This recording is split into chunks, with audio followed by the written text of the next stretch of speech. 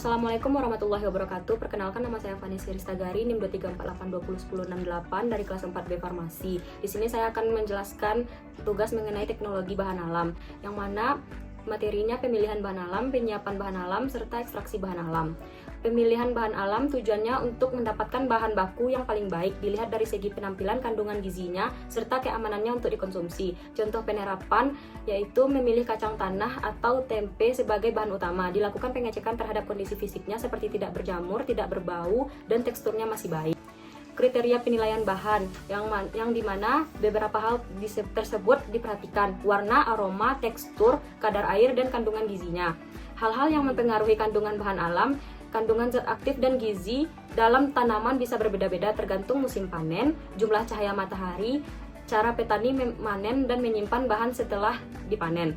Penyiapan bahan alam. Yang pertama, sortasi basah. Tahapan awal ini dilakukan untuk membersihkan bahan dari kotoran, debu, dan benda asing lainnya. Yang kedua, pencucian. Setelah disortir, bahan dicuci menggunakan air bersih yang mengalir. Jika bahan mengandung senyawa yang mudah larut, maka pencucian dilakukan secepat mungkin. Yang ketiga, perajangan. Bahan dipotong-potong agar ukuran lebih kecil. Tujuannya supaya proses pengeringan, pengemasan, dan penggilingan menjadi lebih mudah.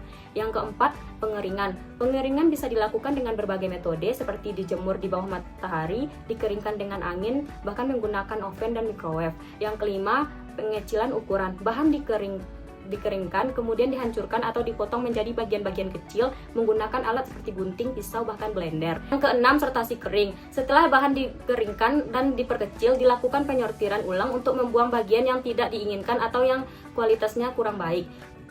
Yang ketujuh, pemeriksaan mutu. Pemeriksaan dilakukan untuk memastikan kualitas bahan tetap terjaga. Yang kedelapan, pengemasan. Pengemasan bertujuan mengurangi volume dan memudahkan distribusi. Setiap kemasan diberikan label dan mencantumkan nama bahan, asal-usulnya, waktu panen, dan kandungan zat aktif. Yang kesembilan, penyimpanan. Bahan yang sudah dikemas disimpan di tempat yang terlindung dari cahaya langsung dan udara terbuka, karena dua hal ini bisa memengaruhi stabilitas dan mutu bahan jika tidak dijaga dengan baik.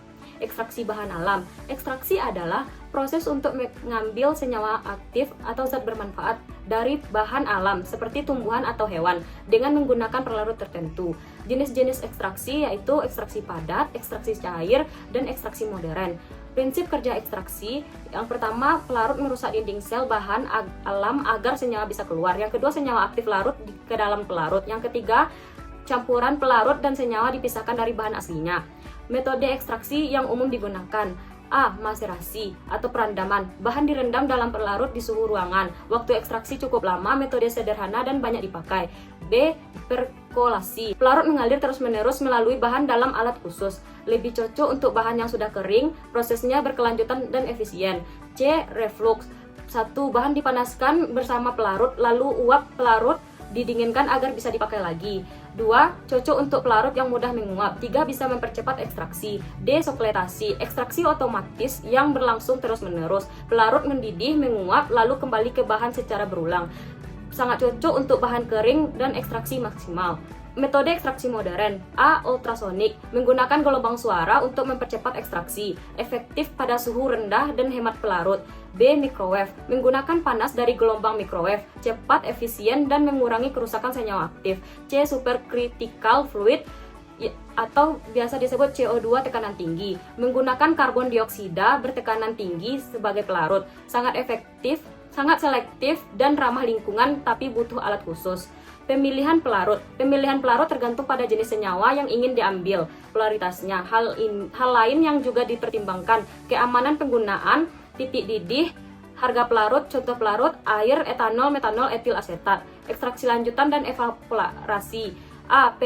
Pemekatan dan pemurnian. Setelah diekstrak, senyawa aktif bisa dipisahkan lagi agar lebih murni. Proses ini harus dilakukan hati-hati supaya senyawa tidak rusak, terutama dari panas atau waktu yang terlalu lama.